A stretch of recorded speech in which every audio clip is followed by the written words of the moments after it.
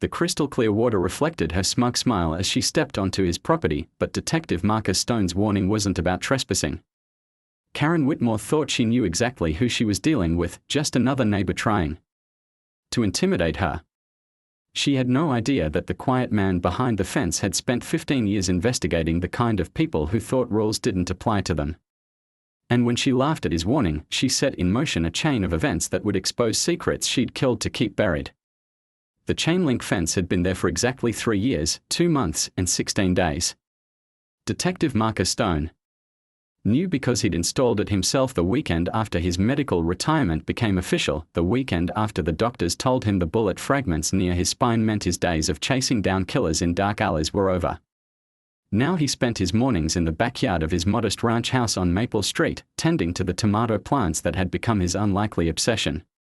The pool he'd built last summer was a rectangle of chlorinated piece, 20 feet by 40, with a depth that maxed out at 8 feet. Nothing fancy. Nothing that screamed, "Look at me." Just a place where a broken cop could float on his back and pretend the world hadn't tried to kill him. He was skimming leaves from the surface when he heard the gate latch click. Marcus straightened slowly, his back protesting the movement.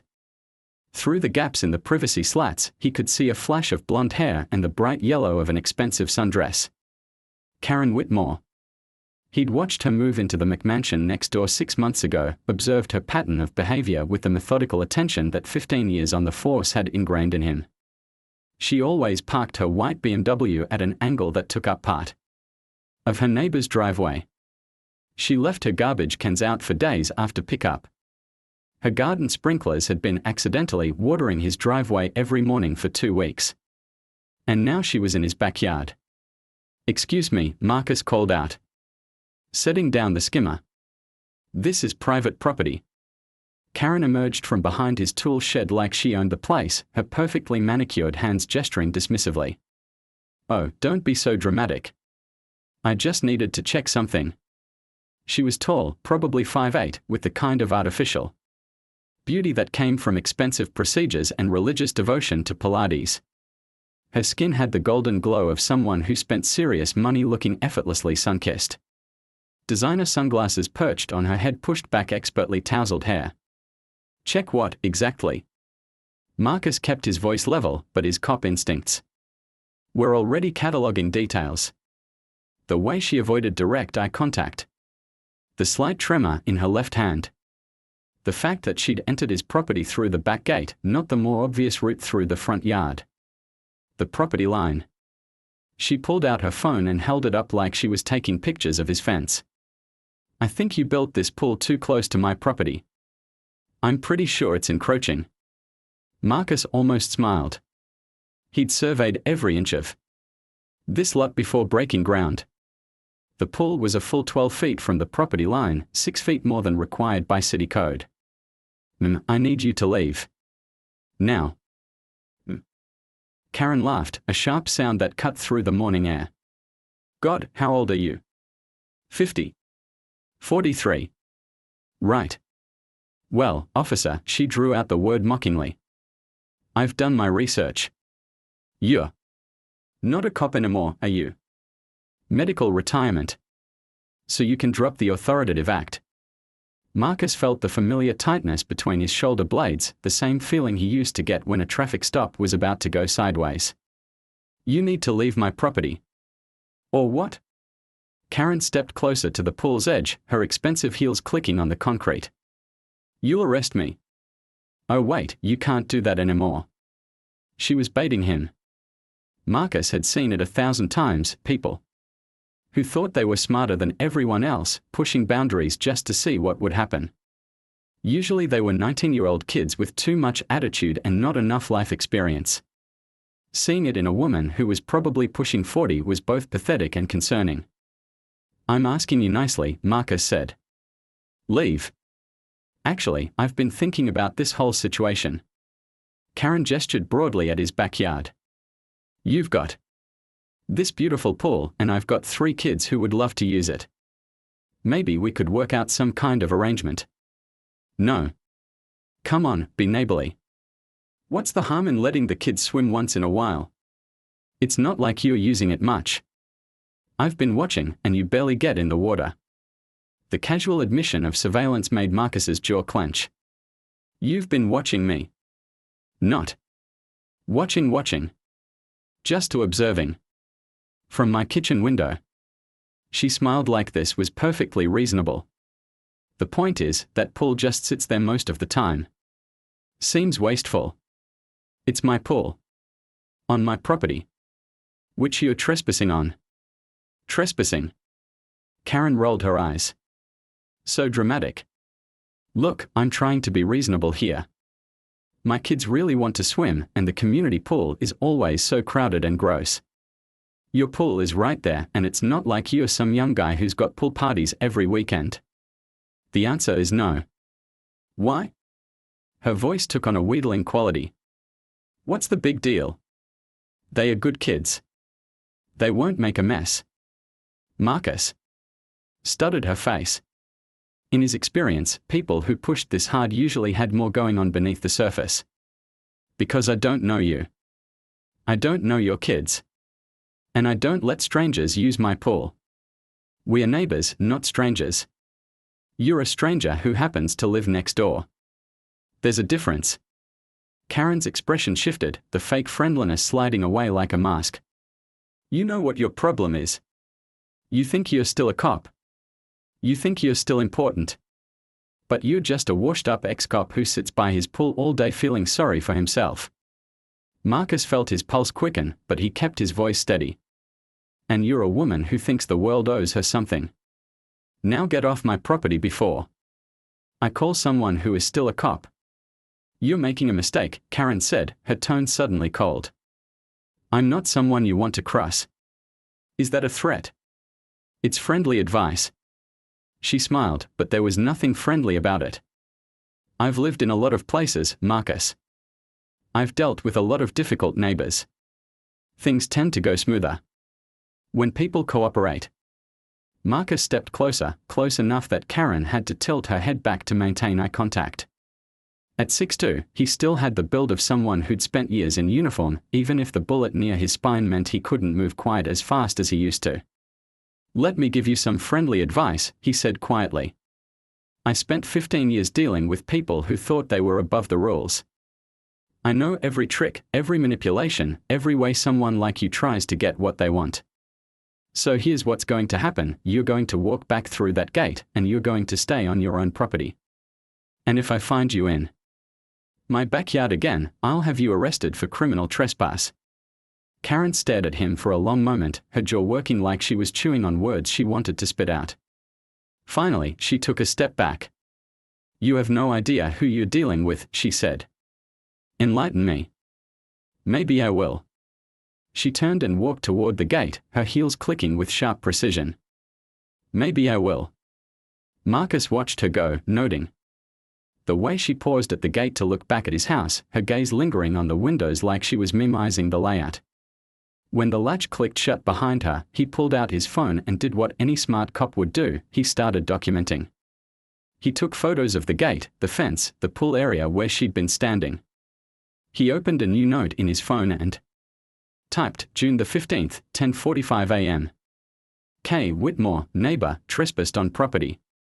Demanded use of pool. Made veiled threats when refused. Claimed to have dealt with difficult neighbors in past. Exhibited surveillance behavior. As he typed, Marcus found himself thinking about Karen's words, I've lived in a lot of places. Combined with her apparent willingness to confront him directly and her casual mention of having dealt with difficult neighbors, it painted a picture of someone who made a habit of conflict. He'd run into people like her before, usually as suspects or persons of interest. They moved frequently, left problems in their wake, and always had an explanation for why everyone else was unreasonable. Marcus pocketed his phone and looked back at his pool. The water was still crystal clear, the surface barely disturbed by the morning breeze. He'd built this place to be his sanctuary, somewhere he could heal both physically and mentally from the damage 15 years of police work had done to his body and soul. He wasn't about to let some entitled neighbor turn it into a battleground. But as he picked up the pool skimmer and went back to his morning routine, Marcus couldn't shake the feeling that Karen Whitmore was just getting started. He'd seen that look in her eyes before, the cold calculation of someone who was already planning their next move. What he didn't know was that 3 houses down, in the privacy of her marble-clad kitchen, Karen was standing at her window with a pair of binoculars, watching him work. And she was making plans of her own. Plans that involved more than just getting access to his pool. Plans that would force Marcus to confront a truth about his new neighbor that would shatter the quiet retirement he'd fought so hard to build. Karen Whitmore wasn't just entitled. She was dangerous. And she'd killed before to get what she wanted. Karen Whitmore stood in her kitchen 3 days later, coffee cup trembling in her manicured hands as she stared at the letter that had arrived with the morning mail. The return address made her blood run cold. Phoenix Police Department, Cold Case Division. Dear Ms. Whitmore, we are reopening the investigation into the death of Robert Chen, dated March 15, 2019. New evidence has come to light that may be relevant to this case. We would appreciate the opportunity to speak with you at your earliest convenience. Detective Sarah Mills. The coffee cup slipped from Karen's fingers, shattering against the marble floor and sending dark liquid splashing across her designer heels. Robert Chen. After 6 years, they were still looking into Robert Chen. She forced herself to breathe slowly, the way Dr. Kessler had taught her during those mandatory therapy sessions after the incident in Denver. In through the nose, out through the mouth. Stay calm. Stay in control. But control was exactly what she was losing. Through her kitchen window, she could see Marcus Stone in his backyard, methodically cleaning his pool filter. The sight of him, so calm, so content in his little sanctuary, filled her with a rage that surprised her with its intensity. This was his fault. Somehow, someway, his refusal to cooperate had set something in motion. She'd been Karen Whitmore for 3 years now, long enough for people to stop looking over their shoulders. Long enough to feel safe. Until a washed-up cop with a hero complex decided to play hardball. Karen grabbed her phone and scrolled through her contacts until she found the number she'd hoped never to use again. It rang twice before a gravelly voice answered. Vincent here. It's me, Karen said, keeping her voice low even though the nearest neighbor was 50 yards away. Well. Karen Mitchell. Or is it Karen Whitmore now? Vincent Calabrese chuckled, a sound like gravel in a blender. Heard you settled down in suburbia. How's the soccer mom life treating you? I need a favor. Course you do. Nobody calls Vincent for small talk. What's the problem? Karen glanced toward Marcus's house. I have a neighbor situation that needs a resolving. Resolving how? We talking about a noise complaint or something more permanent? I haven't decided yet.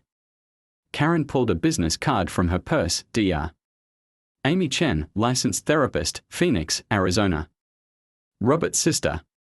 She'd found it tucked behind the letter. Someone's stirring up old business. I need them to stop. Old business is expensive to clean up. Especially if it's Phoenix old business. Karen's jaw clenched. Vincent knew exactly which Phoenix business she meant. Robert Chen had been Vincent's accountant, the man who'd discovered that Vincent was skimming from his own clients' trust funds. Robert had been naive enough to think he could negotiate with a man like Vincent, threatened to go to the police unless Vincent made restitution. What Robert hadn't known was that Karen, then Karen Mitchell, had been Vincent's inside information source at the accounting firm. She'd been feeding him client data for months, taking a cut of every fraudulent transaction. When Robert got too close to the truth, Karen had volunteered to handle the problem personally. The neighbor is a cop, Karen said. Retired, but he's got connections. I think he's been making calls. What kind of cop? Detective. 15 years on the force. Medical retirement after he got shot. Vincent was quiet for a long moment. You sure he's the one stirring things up? Who else could it be? Karen paced to her living room window, which gave her a better view of Marcus's property.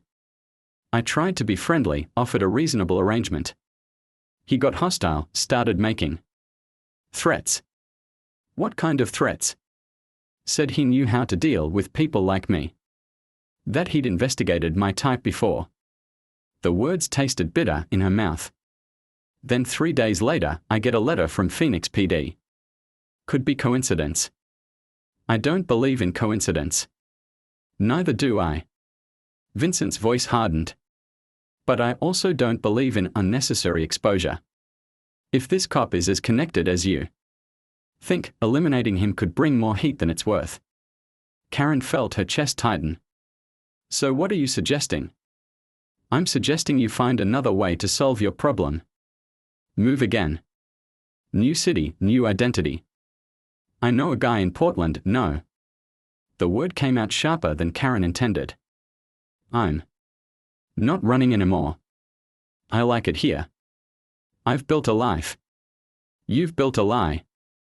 Same thing you built in Denver and Phoenix and God knows where else. Eventually, lies catch up with you. Not if you're smart about maintaining them. Karen walked back to the kitchen window. Marcus was still working by his pool, completely oblivious to the fact that he'd made himself the target of a woman who'd killed 3 people in 5 years. Robert Chen in Phoenix. David Morrison in Denver, a landlord who'd gotten too curious about her previous rental history. And Linda Vasquez in Sacramento, a nosy neighbor who'd figured out that Karen's sob story about fleeing an abusive ex-husband was complete fiction. Each death had been carefully planned, meticulously executed, and ultimately ruled accidental. Or self-inflicted. Karen had a gift for identifying people's weaknesses, their pressure points, the exact circumstances that would drive them to desperation. I need you to run a background check, Karen said finally. Full workup. Marcus Stone, 1247, Maple Street. I want to know everything, where he worked, what cases he handled, who he's still in contact with. That's gonna cost, I'll pay your usual rate. But I need it fast. How fast? Karen watched Marcus climb out of his pool, water streaming off his shoulders. Even with his scars and the slight hitch in his movement, he was still an imposing man. But everyone had vulnerabilities. Everyone had something they were afraid to lose. 24 hours, she said. I'll see what I can do. Karen ended the call and immediately dialed another number. This one was answered on the first ring. Whitmore residence. The voice was young, female, and artificially cheerful. Madison.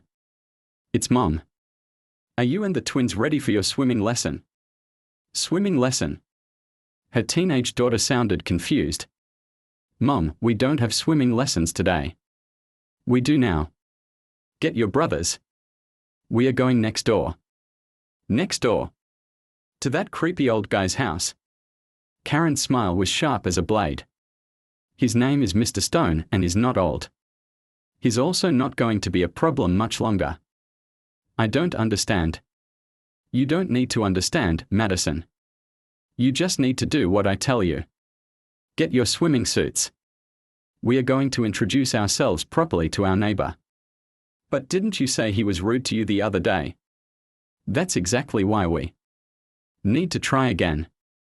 Karen pulled 3 swimsuits from the laundry basket, props she'd bought specifically for this moment.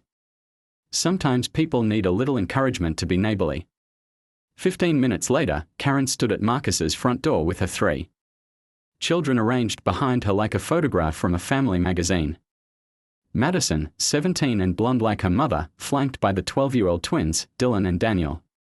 What Marcus didn't know, what no one in this quiet suburban neighborhood knew, was that Madison wasn't Karen's biological daughter. She was the daughter of Linda Vasquez, the nosy neighbor from Sacramento who died in what appeared to be a prescription drug overdose 2 years ago. Karen had simply walked into the chaos following Linda's death and offered to take temporary custody of the traumatized teenager who had no other living relatives. The state had been so grateful for her compassion that they'd expedited the adoption process. The twins were from David Morrison, the Denver landlord. Their father's suicide had left them orphans, and Karen, who'd been renting from David at the time, had stepped forward as the kind stranger willing to give 2 grieving boys a home. 3 children, 3 different tragedies. 3 perfect alibis for a woman who needed to appear stable, normal, invested in the community. And now they were about to serve another purpose entirely. Karen straightened Madison's shoulders and smiled. Remember what we practiced, honey. You're the spokesperson. The boys follow your lead. I still don't understand why, trust me. Karen's grip tightened on her daughter's shoulder. By tomorrow, Mr. Stone is going to realize that cooperation is in his best interest. She pressed the doorbell and waited, listening to the chimes echo through Marcus's house. When the door opened, she was ready with her most disarming smile. Hi, Marcus. I hope we are not interrupting. The kids were wondering if they could apologize for the other day. They felt terrible when I told them how rude I'd been. Marcus stood in his doorway, clearly caught off guard. He was wearing jeans and a grey t-shirt that showed off the lean muscle of someone who stayed in shape despite his limitations. His dark hair was damp, like he'd just gotten out of the shower. Mrs. Whitmore, he said carefully. Please, call me Karen. And these are my children, Madison, Dylan, and Daniel. Madison stepped forward on cue, her expression the perfect mixture of shy and hopeful. Mr. Stone, my mom told me she was really rude to you the other day. We wanted to say sorry and ask if maybe we could start over. The twins nodded in unison, their identical faces arranged in identical expressions of boyish remorse. Marcus looked from the children to Karen, clearly trying to process this sudden shift in tactics. That's very thoughtful of you kids. They are really disappointed that they upset you, Karen said, injecting just the right note of maternal concern into her voice. They were so excited about having a pool right next door, and when I told them you said no. She let the sentence trail off. Marcus Stone woke at 4:47 a.m. to the sound of his security system's motion detector chiming. He'd installed the cameras 6 months after moving in, old habits from 15 years of making enemies die hard. The soft blue glow of his phone screen showed 3 alerts from the backyard perimeter. He rolled out of bed, ignoring the familiar stab of pain in his lower back, and pulled up the live feed on his tablet. The infrared camera showed a figure moving along his back fence, staying just outside the property line but clearly surveying his yard. Karen.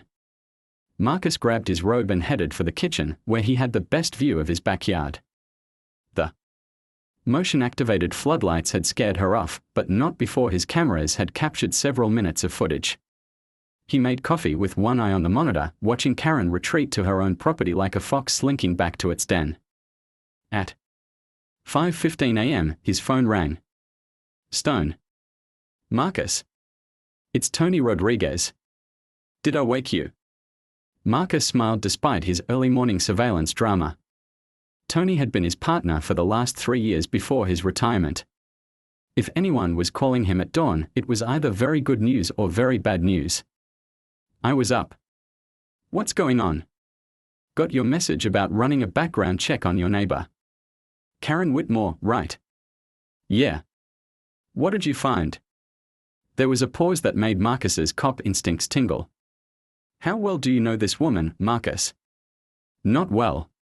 She moved in about 6 months ago. Why?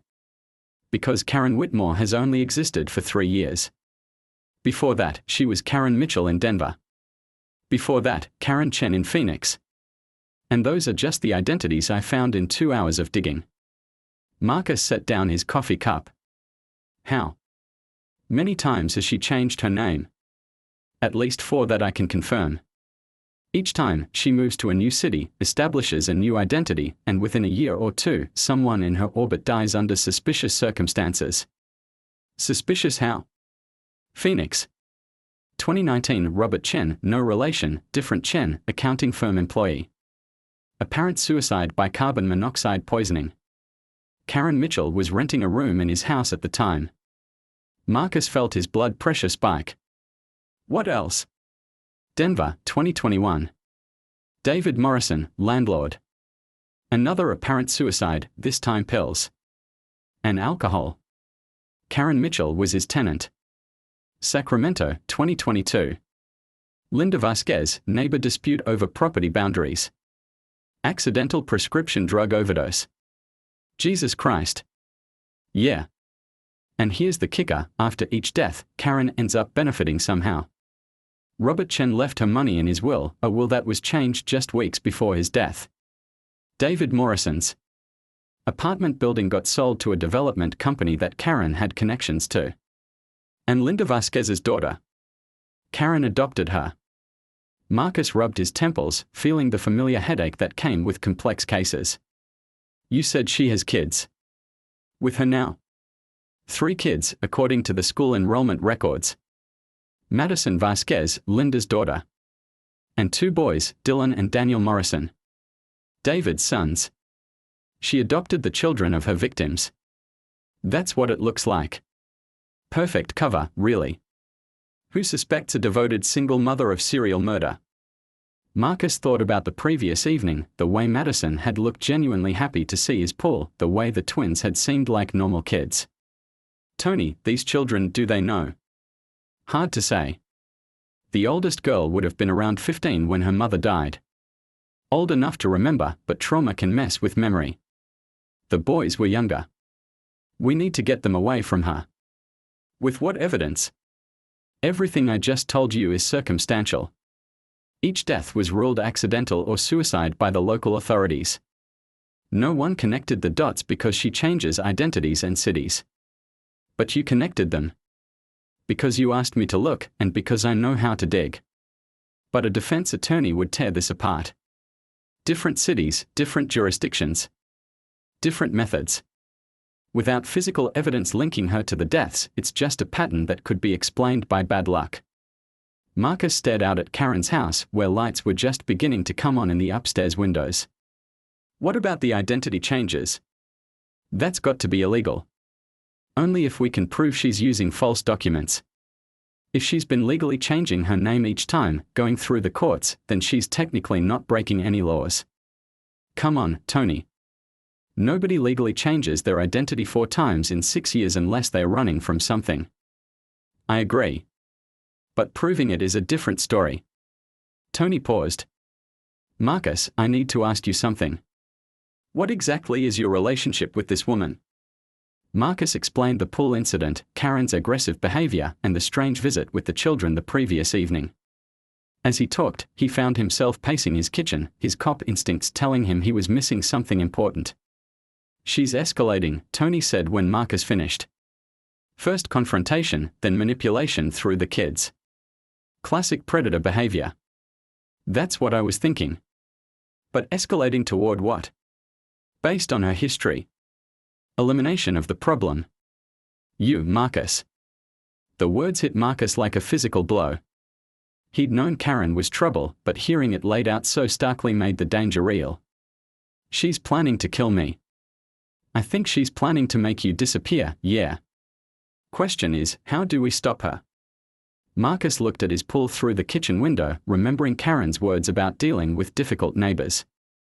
We need evidence. Real evidence, not just patterns. What kind of evidence? The kind that proves she murdered those people. Marcus was already moving toward his home office, where he kept his old case files and investigation notes. Tony, can you send me everything you found? Names, dates, locations, cause of death reports. I can do that. But Marcus, if you're thinking of investigating this yourself, I'm thinking of protecting myself. And those kids?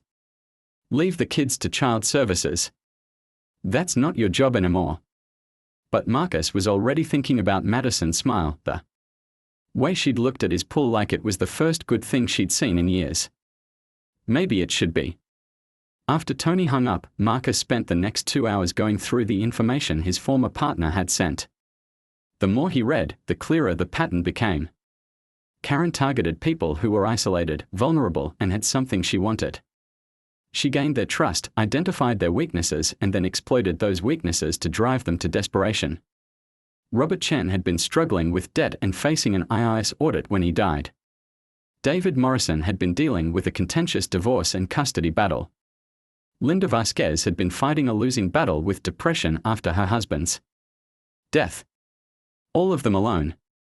All of them under pressure. All of them easy to push over the edge. Marcus made himself another cup of coffee and sat down at his computer. If Karen was following her established pattern, she'd be gathering information about his own vulnerabilities right now. His medical retirement, his divorce, his estrangement from his son. She'd already seen the family photo on his mantle. She'd Watched the kids ask innocent questions about his family and seen his reaction. Now she'd be figuring out how to use that information against him. At 8:30 a.m., Marcus called his ex-wife. "Hello, Marcus." Sarah's voice was carefully neutral, the tone she'd perfected during their custody negotiations. "Hi, Sarah. How's Jake?" "He's good. Getting ready for his baseball tournament next weekend." There was a pause. "This is unexpected. You usually text when you want to check in." Marcus rubbed his forehead. "I need to ask you something, and it's going to sound strange. Have you gotten any unusual phone calls recently? Anyone asking questions about me, about our divorce, about Jake?" "What kind of questions?" "I don't know. Anything that seemed off. Maybe someone claiming to be from a newspaper, or a lawyer, or Marcus, what's going on?" "You're scaring me." He took a deep breath. "I think someone might be trying to gather information about my personal life. Someone who might want to cause problems for me, or for you and Jake." "Is this about your police work? Someone from an old case?" "Maybe. I'm not sure yet. But if anyone contacts you asking questions about me, don't tell them anything. And call me immediately." "Should I be worried about Jake's safety?" The question hit Marcus like a punch to the gut. The idea that his problems might endanger his son was unbearable. "I don't think so. But maybe keep him close to home for the next few days, just in case." "Marcus, you're really freaking me out here." "I'm probably being paranoid. But better safe than sorry, right?" After he hung up, Marcus realized he'd just done exactly what Karen was probably hoping for. He'd reached out to his family, reminding himself of how much he had to lose. At 10 a.m., his doorbell rang. Marcus checked the security camera and saw a man in an expensive suit standing on his front porch. Tall, silver-haired, with the kind of polished appearance that screamed money and influence. "Mr. Stone. My name is Vincent Calabrese. I represent your neighbor, Mrs. Whitmore. I wonder if I could have a moment of your time." Marcus opened the door but didn't invite the man inside. "What can I do for you, Mr. Calabrese?" "I understand. You and Mrs. Whitmore had a disagreement recently about pool access for her children." "That's right." Vincent smiled, but it didn't reach his eyes. "Mrs. Whitmore is very concerned about maintaining good neighborhood relationships. She's authorized me to make you an offer." "What kind of offer?" $5,000 for occasional supervised use of your pool. Nothing excessive, maybe 2 or 3 times a week during summer months. The children W. Madison Vasquez stood in the upstairs bathroom of Karen's house at 2:17 a.m., staring at the pregnancy test in her trembling hands. 2 pink lines. Positive. At 17, she was about to become a mother. And the father was Vincent Calabrese, the man Karen called her business associate, the man who'd been coming around more frequently since they'd moved to Maple Street. The man who was old enough to be her grandfather. Madison sank onto the cold tile floor, pressing her back against the bathtub.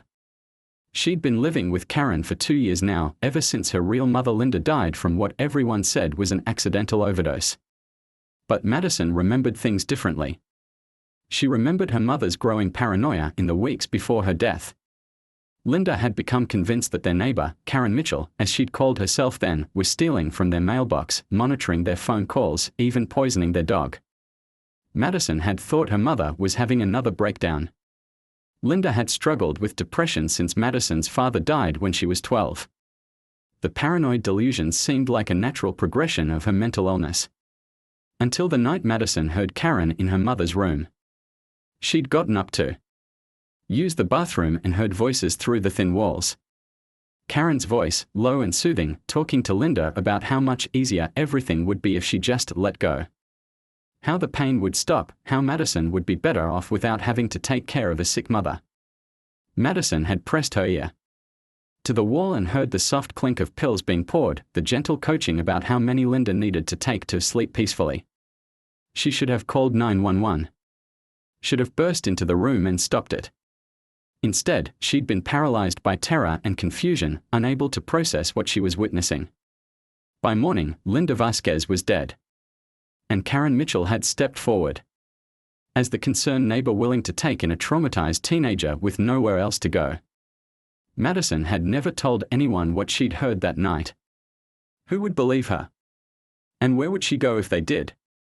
Karen had been kind to her, patient with her grief, generous with money for clothes and school supplies. But now, sitting on the bathroom floor with proof of Vincent's abuse growing inside her, Madison finally understood the truth her mother had died trying to expose. Karen wasn't her savior. She was her mother's murderer. And now Madison was trapped in the same web that had killed Linda. Downstairs, she could hear Karen moving around the kitchen, the soft clink of dishes and the whisper of bare feet on marble. Making her late-night snacks, the ones she claimed helped her sleep but which Madison suspected were something much more sinister. Madison had seen Karen crush pills into powder and mix them into food before. She'd watched her add drops of clear liquid to drinks when she thought no one was looking. At first, Madison had told herself it was vitamins, supplements, something innocent. But after 3 months of living with Karen, the twins Dylan and Daniel had changed. They'd gone from energetic, curious boys to listless shadows who slept 14 hours a day and could barely remember their father's name. Karen was drugging them. Slowly, systematically erasing their memories of their life before her. And Madison had said nothing, done nothing, because she was terrified of ending up like her mother. But the pregnancy test in her hands changed everything. She couldn't let Karen drug her baby. Couldn't let another innocent life fall victim to the woman who'd destroyed her family. Madison stood up, her legs shaking, and quietly opened the bathroom window. The roof of the garage was just below, and beyond that, an easy drop to the backyard. She'd escaped through this window before, usually just to meet friends that Karen disapproved of. But tonight, she wasn't coming back. Madison grabbed the emergency bag she'd packed months ago, clothes, documents, the small amount of cash she'd managed to save. She'd been planning this escape for over a year, waiting for the right moment. Vincent's assault 3 weeks ago had been her wake-up call. When she tried to tell Karen, the woman had simply smiled and said that Vincent has needs and we all have to make sacrifices. That was when Madison realized that Karen hadn't saved her out of kindness. She'd adopted her as property. Madison climbed out the window and dropped silently onto the garage roof. From there, she could see into Marcus Stone's backyard, where the pool glowed an ethereal blue in the darkness. She'd been watching him for weeks, ever since their visit to his house. There was something different about Marcus, something that reminded her of her father. A quality of steadiness, of protection, that she hadn't felt since before her mother's paranoia began. Karen talked about Marcus like he was an enemy, an obstacle to be removed. But Madison had seen the way he looked at her and the twins during their visit, with concern, not calculation. If anyone could help her, it was Marcus Stone. Madison made her way across the roof and down the side of the garage, landing softly in the shadows between the two properties. She could see lights on in Karen's kitchen, but the woman seemed focused on her late-night preparations. The fence between the properties was 8 feet high, but Madison was athletic and desperate. She found a foothold on the wooden slats and hauled herself up and over, landing in Marcus's backyard with a soft thud. The motion sensors triggered immediately, flooding the yard with white light. Within seconds, the back door opened and Marcus appeared, wearing jeans and a t-shirt, a baseball bat in his hands. "Don't move," he said, his voice sharp with authority. "I've already called the police." "Please," Madison whispered, stepping into the light with her hands raised. "I need help." Marcus's expression changed the moment he recognized her. "Madison, what are you doing here?" "She killed my mother," Madison said, the words tumbling out in a rush. "Karen killed my mother, and she's going to kill you too, and I can't let that happen because she's drugging the boys and Vincent." She stopped, overwhelmed by the enormity of what she was trying to explain. Marcus set down the bat and stepped closer. "Slow down. You're safe now. Just tell me what happened." "I can't go back there," Madison said, tears streaming down her face. "She's not who you think she is. She's not a mother, she's a monster, and she's been planning something terrible for you." Marcus guided her toward his back door. "Come inside. We'll figure this out." As they entered his kitchen, Madison caught sight of her reflection in the window, pale, frightened, with the hunted look of someone who'd finally seen the truth. "Madison," Marcus said gently, "what did you mean when you said she killed your mother?" Madison took a shaky breath. "My mom didn't kill herself. Karen gave her the pills. I heard her that night, talking mom into taking them. Telling her it would be better for everyone." Marcus's jaw tightened. "Why didn't you tell anyone? Who would believe me?" "And I was scared. Karen was all I had left." Madison wiped her eyes. "But then Vincent started and she's drugging Dylan and Daniel, and now there's this." She pulled the pregnancy test from her pocket. Marcus stared at the test, his expression darkening. "Vincent Calabrese." Madison nodded. "Karen says is her business partner. But has been coming to the house more often, and 3 weeks ago he..." She couldn't finish the sentence. "How old are you, Madison?" 17. Marcus closed his eyes for a moment, clearly processing the legal implications. "We need to call the police. And child services. And probably the FBI." "No." Madison grabbed his arm. "If you call anyone, she'll know I'm here. She'll find a way to get me back, and then she won't get you back. I won't let that happen. You don't understand. She's really good at making people disappear. She made my mom disappear. She made Dylan and Daniel's dad disappear. And she's been planning to make you disappear too." Marcus sat down across from her at his kitchen table. "Tell me about this plan." Madison pulled out her phone and showed him a series of photos she'd secretly taken over the past week. "She's been documenting everything about your routine. When you go to bed, when you get up, when you go to the store. She has Vincent watching you too." The photos showed Marcus working in his yard, swimming in his pool, even sitting in his living room reading. They'd been taken with a telephoto lens from Karen's upstairs windows. "She's planning to make it look like an accident," Madison continued. "Something with the pool. She's been researching drowning patterns, how long it takes for someone to be found, what the police look for in suspicious deaths." Marcus felt a chill run down his spine. "How do you know all this?" "Because she thinks I'm stupid. She thinks the drugs she's been giving me make me compliant, like the boys. But I've been pretending to take them, spitting them out when she's not looking. She's been drugging you too. All of us. To keep us quiet, manageable. The boys don't even remember their father anymore. They think Karen is the only family they've ever had." Marcus stood up and began pacing his kitchen. "This is bigger than I thought. She's not just a serial killer, she's running some kind of family-based criminal operation." "There's more," Madison said quietly. "The houses. Every place we've lived, Karen ends up owning the property somehow. Either through inheritance, or insurance payouts, or legal settlements. She's not just killing people for revenge or control. She's building wealth. Real estate fraud combined with murder." Marcus shook his head. "How many properties?" "At least 6 that I know of. Worth millions." Madison pulled out a folded PX. Marcus Stone had been shot at 47 times during his 15-year career. He'd learned to distinguish between the sharp crack of a .22, the thunderous boom of a .357, and the rapid-fire chatter of automatic weapons. What shattered his kitchen window was a .308 rifle, a hunting weapon designed to drop large game at distance. "Get down." Marcus tackled Madison to the floor as a second shot punched through his refrigerator, sending sparks flying from the internal electronics. "Stay low and follow me." They crawled across the kitchen floor toward his hallway, broken glass crunching under their knees. Marcus could hear boots on his back deck, the systematic sound of multiple intruders checking windows and doors. "How many people does she have?" Madison whispered. "At least 3, maybe 4. Marcus pulled them into his bedroom and grabbed the Glock 19 from his nightstand safe. 15 rounds, plus 2 spare magazines. Not great odds against a team of armed professionals, but better than nothing. His phone buzzed with a text message from an unknown number. "We just want the girl. Send her out and you live." Marcus showed the message to Madison. "This isn't about killing me anymore.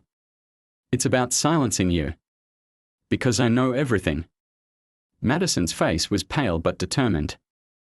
"The murders, the property fraud, the drugs, Vincent assaulting me, I'm the only witness who can destroy her entire operation." A new sound reached them, the high-pitched whine of power tools. They were cutting through his security door.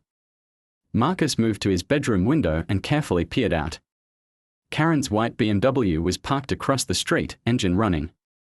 She was sitting in the driver's seat, orchestrating the assault while maintaining distance from the actual violence. Classic criminal behavior: keep your hands clean while others do the dirty work. There, Marcus pointed toward the car. "She's running the show from out there. If we can get to her, we're not getting anywhere near her. Not with her crew between us and the street." Marcus checked his weapon and moved toward the bedroom door. "But we don't need to get to her. We just need to survive long enough for backup to arrive." The sound of splintering wood echoed through the house as the security door gave way. Living room clear. Kitchen clear. Moving to the bedrooms. Professional voices, calm and systematic. These weren't street thugs, they were experienced operators who knew how to clear a house. Marcus positioned himself behind his dresser, using it as cover while maintaining a sight line to the bedroom door. Madison crouched behind him, clutching the evidence files she'd brought from Karen's house. "When this starts," Marcus whispered, "you run for the bathroom and lock the door.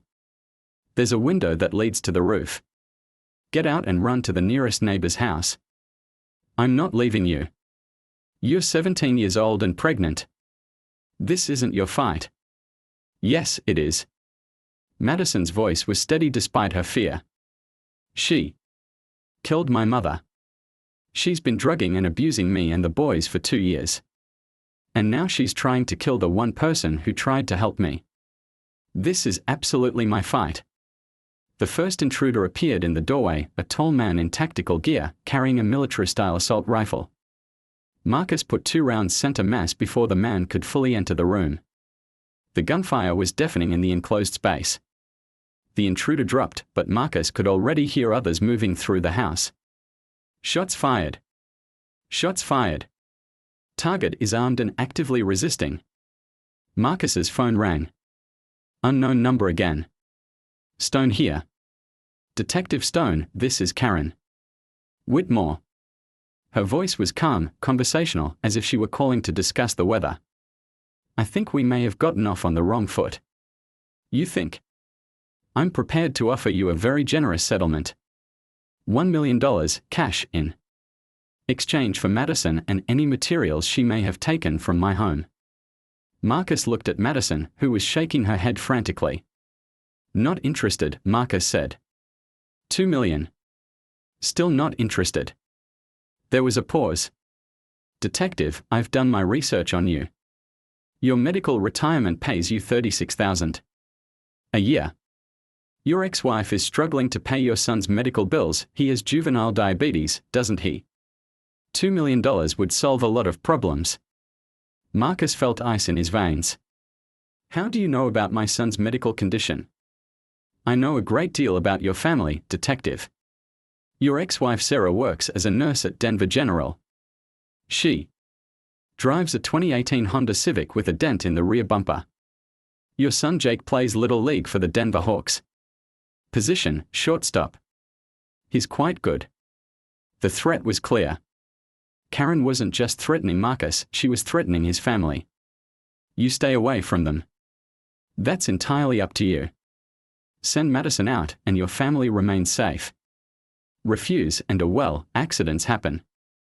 Children with diabetes can have insulin reactions. Nurses can make mistakes with medication. Cars can have brake failures." Marcus looked at Madison, seeing his own rage reflected in her eyes. "There's a third option," Marcus said. "I'm listening.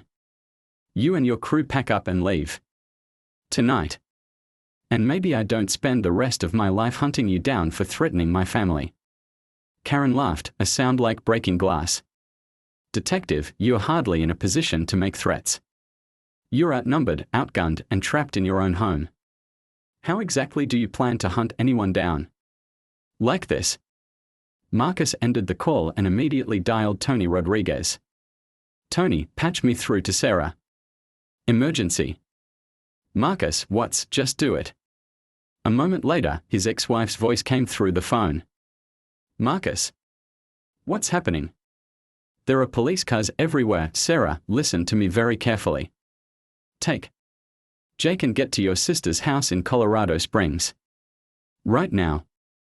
Don't pack, don't stop for anything, just get in the car and drive. You're scaring me. There are people trying to use you and Jake to get to me. They know where you live, where you work, where Jake goes to school. You need to leave immediately. What people?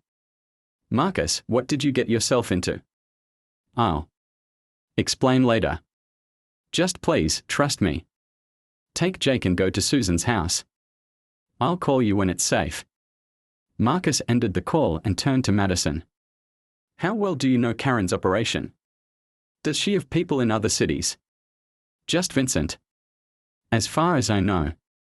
Most of her contacts are financial, lawyers, real estate agents, insurance brokers. She doesn't usually need muscle because she makes the deaths look natural. But tonight she brought Vincent and at least 3 other armed men. That's not normal for her. Because this isn't normal. I escaped, I have evidence, and you're a cop who knows how to investigate. She's desperate. Another voice echoed through the house, we have the back exit covered. Target has nowhere to go. Marcus realized they were right. His house was surrounded and it was only a matter of time before they overwhelmed his position. But desperate situations called for desperate measures. Madison, I need you to do exactly what I tell you. No questions, no arguments. Okay. In 60 seconds, I'm going to create a distraction that will draw them away from the back of the house. When I do, you go out the bathroom window, across the roof, and down to the yard. But instead of running to the neighbors, you go to Karen's car. What? That's insane. She's sitting out there running the operation by remote control. She thinks she's safe. But she's also alone, and she's not expecting anyone to come for her. Marcus handed Madison his backup weapon, a snub-nose .38 revolver. You get to that car, you put this gun against her head, and you call 911. Tell them you're holding a serial killer at gunpoint and you need immediate police response. I can't kill someone. You won't have to.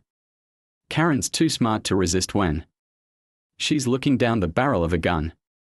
She'll cooperate rather than risk everything on a physical confrontation. Madison stared at the weapon. What's your distraction going to be? Marcus smiled grimly. I'm going to give them what they want. Me. Before Madison could protest, Marcus was moving. He grabbed his spare magazines and headed for the bedroom door. 60 seconds, he called back to her. Then you move. Marcus stepped into his hallway and immediately drew fire from 2 directions. Bullets chewed through the drywall around him as he dove behind his washing machine. I'm coming out, he shouted. Cease fire. The shooting stopped. Throw out your weapon, someone yelled back. I want to talk to Karen first. Marcus counted to 30, then made his move. He sprinted toward his living room, firing as he went, forcing the intruders to take cover. Glass shattered, furniture exploded, and smoke filled the air from damaged electronics. It was chaos. Exactly what he wanted. Behind him, he heard the bathroom window open and the soft thud of Madison landing on the roof. Marcus reached his back door and kicked it open, rolling onto his deck as automatic weapons fire erupted behind him. He could see muzzle flashes from at least 3 positions. They'd taken his bait and were converging on his location. Now it was just a matter of staying alive long enough for Madison to reach Karen. He low-crawled across his deck toward his pool, using the concrete barrier as cover. Bullets whined overhead, striking the water and sending up geysers of chlorinated spray. Marcus's phone buzzed. Text message from Madison, at the car. She's not here. His blood turned to ice. Karen's BMW was empty. Which meant she wasn't orchestrating This assault from a safe distance. She was somewhere else entirely. Marcus's mind raced through the possibilities. If Karen wasn't in the car, where was she? The answer hit him like a physical blow. She was at his ex-wife's house. Although,